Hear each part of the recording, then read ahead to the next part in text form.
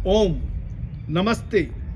हमारे YouTube channel योग किरण by Kulbhushan Bairathi में आप सभी सुधी साधकों का, दर्शकों का, परिजनों का, मित्रगणों का हृदय की गहराई से अभिनंदन। मेरे बाईं ओर योग विशेषज्ञ, योगविद योगाचार्य बहन प्रीति जी शर्मा, जो राजस्थान सरकार में वित्तीय सलाहकार के पद पर कार्यरत है एवं विगत 25 वर्षों से लगातार योग से जुड़ी हुई है और अनेक बड़े से बड़े कार्यक्रम योग के क्षेत्र में किए हैं। इनकी ओर से भी आप सबका अभिनंदन।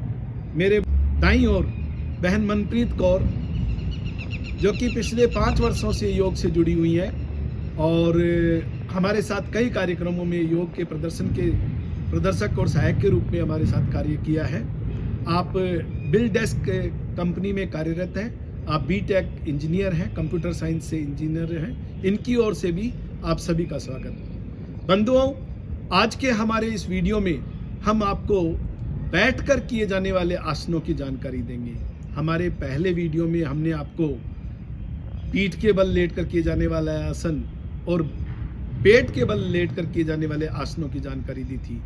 आज के हमारे इस वीडियो में बैठकर किए जाने वाले आसन जैसे पश्चिमोत्तानासन, जानूर सिरासन आदि की जानकारी देंगे।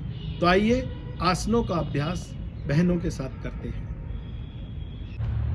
तो आइए मित्रों, बैठकर किए जाने वाले सर्वप्रथम कुछ बहुत ही महत्वपूर्ण आसन, जिन्हें कि हम ध्यानात्मक आसनों के नाम से भी जानते हैं, जैसे सुखासन, वज्रासन, पद्मासन, सिद्धासन आदि की आज पूरा व्यवहारिक दृष्टिकोण से हम अभ्यास करते हैं। सर्वप्रथम हम सुखासन का अभ्यास करेंगे। इन सभी ध्यानात्मक आसनों का अभ्यास करने के लिए पहले दंडासन में बैठा जाता है। आप देखिए बहन प्रीति जी इस समय दंडासन में बैठी हैं। मैं इनसे अनुरोध करूंगा कि सुखासन में बैठने का हम अभ्यास करेंगे। तो मैं यहाँ से विधि बोल रहा हूँ, उस हिसाब से हम करेंगे। इस आसन में बैठने पर सुख की प्राप्ति होती है, इसीलिए इसे सुखासन कहते हैं। दैनिक जीवन में हम प्राय पालती मारकर बैठते हैं, उसी को सुखासन कहते हैं। लेकिन सुखासन में बैठते समय कुछ सावधानियां रखनी होती हैं। कंबल या दरी भूमि पर बिछाकर घुटनों को मोड़कर पालती मारकर बैठ जाएं। दोनों हाथों को घुटनों पर ले आइए ताकि छाती बाहर आ जाए व रीढ़ की हड्डी सीधी हो जाए। मेरुदंड, गर्दन व सिर को बिल्कुल सीधा एक रेखा में रखिए। अपनी पेशियों को ढीला छोड़ते हुए सरलता से बैठ जाएं। बंधुओं, इस आसन का अभ्यास करने से थकावट दूर हो जाती है। रीढ़ की हड्डी यानी कि हमारी मेरुदंड सीधी व पुष्ट हो जाती है। तो ये सुखासन का भी हमने आपको अभ्यास बतलाया। आप इस स्थिति में किसी भी एक मुद्रा में, जैसे ज्ञान मुद्रा, ध्यान मुद्रा, वायु मुद्रा, अपान वायु मुद्रा, वरुण मुद्रा, किसी भी एक मुद्रा में बैठ सकते हैं। तो अभी हमने आपको सुखासन का अभ्यास करवाया। अब हम करेंगे पद्मासन का। तो पद्मासन का अभ्यास करने के लिए भी आप एक बार फिर से दंडासन की स्थिति में आइए और मैं मनप्रीत को भी बोलूंगा कि दूसरी स्थिति में मुंह करके विपरीत दिशा में, ताकि पीछे की स्थिति भी दिखती रहे। आप बैठे सामने। तो मित्रों, अभी हमने सुखासन का अभ्यास किया और अब हम करेंगे पद्मासन का अभ्यास। तो पद्मासन का अभ्यास करने के लिए पहले दंडासन की स्थिति में आ जाइए।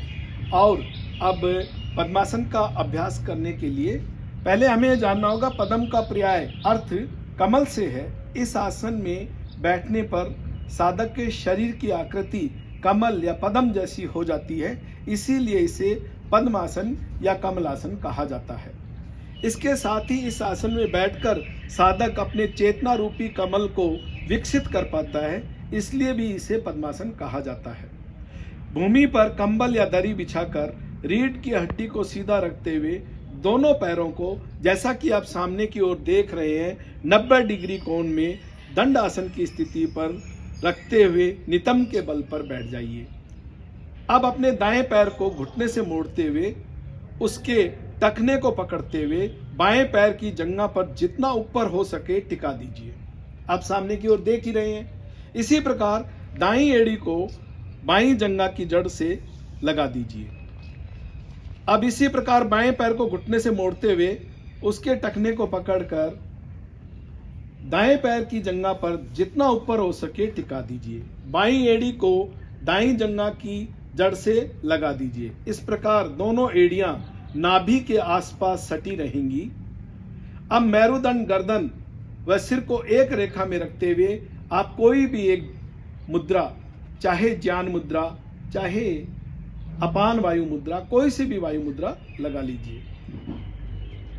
इस पद्मासन में बैठने के लाभ, पद्मासन बहुत ही लाभदायक है क्योंकि पद्मासन में बैठकर ही प्राणायाम, धारणा, ध्यान व समाधि का अभ्यास किया जाता है।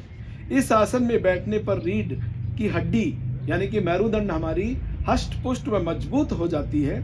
इस आसन में बैठने पर वात रोग अर्थात उदर रोग, कब्ज, गठिया, क्षय व दमा आदि रोगों में लाभ होता है।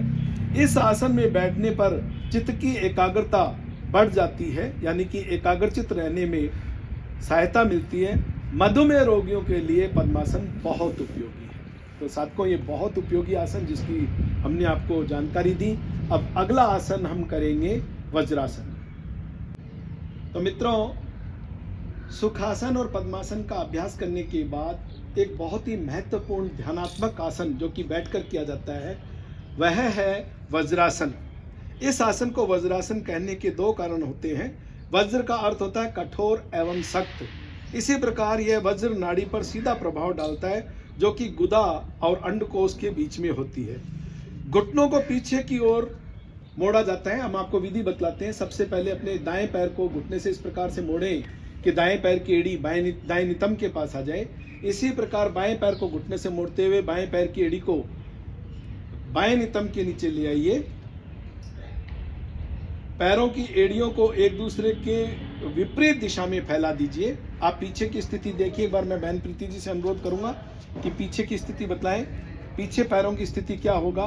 दोनों पैरों की घुटने, दोनों पैरों के अंगूठे आपस में मिल जाएंगे, एड़ियां वी शेप में आ जाएंगी और वहां दोनों नितंब को टिका दिया जाएगा। वापस सामने की स्थिति आ जाए।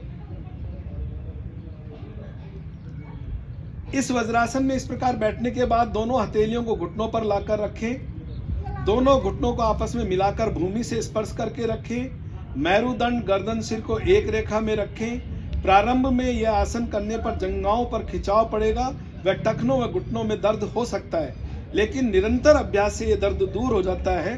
इस आसन में निरंतर अभ्यास से लंबे समय तक आसानी में बैठा जा सकता है, इसीलिए इसे ध्यानात्मक आसनों की श्रेणी में रखा गया है।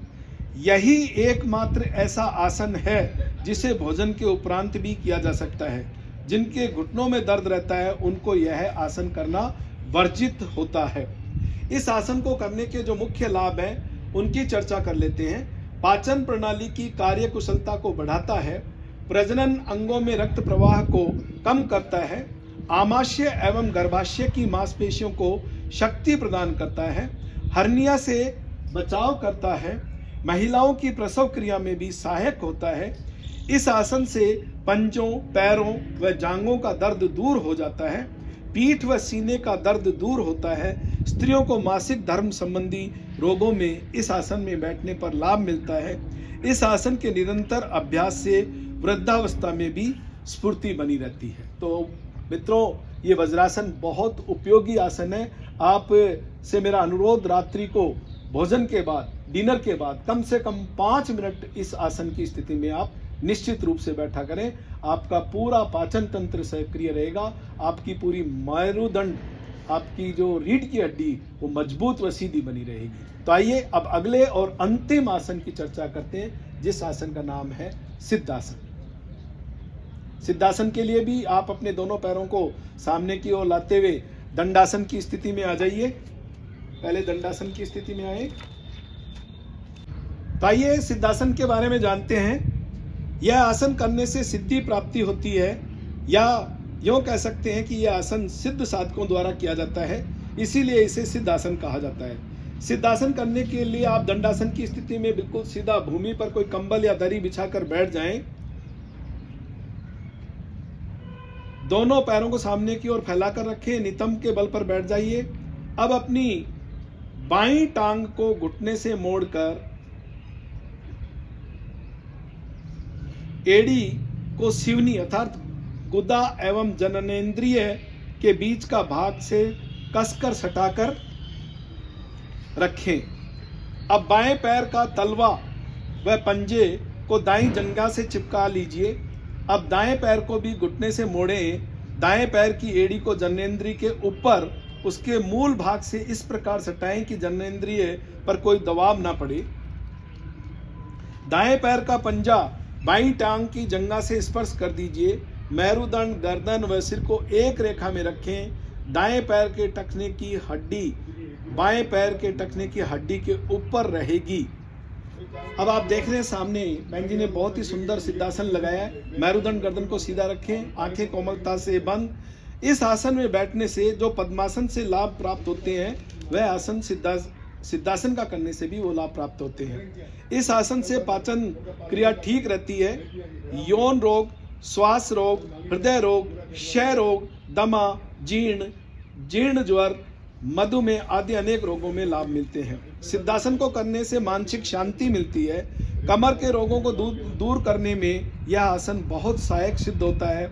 सिद्धासन करने से नेत्र ज्योति बढ़ती है।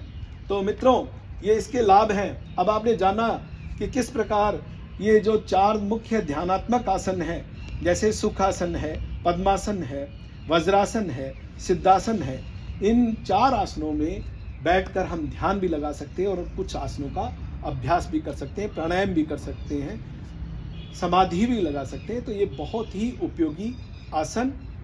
तो मित्रों, आज के हमारे इस वीडियो में हमने आपको बैठकर किए जाने वाले कुछ बहुत ही महत्वपूर्ण आसनों की जानकारी दी है। निश्चित रूप से मैं ये अपेक्षा रखता हूँ कि आपको हमारा वीडियो पसंद आया होगा। तो आप हमारे वीडियो को लाइक करें, कमेंट करें, ज़्यादा से ज़्यादा लोगों में शेयर करें। Please press the bell icon ताकि अधिक से अधिक आपको नोटिफिकेशन प्राप्त हो सके। अगली वीडियो में आपसे फिर मिलते हैं। जय हिंद, जय भारत, नमस्ते।